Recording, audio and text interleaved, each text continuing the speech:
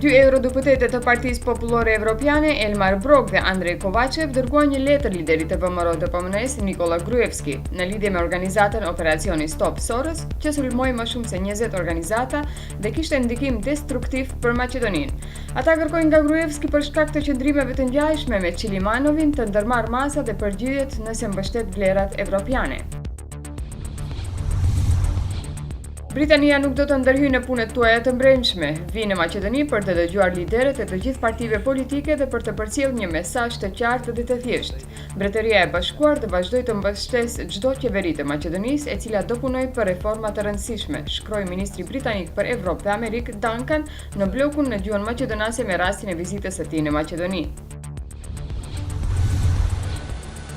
Meksika nuk i aprovon rregullat e reja të cilat i caktuan SBA, sipas të cilave do të depërtohen pothuajse të gjithë emigrantët ilegal.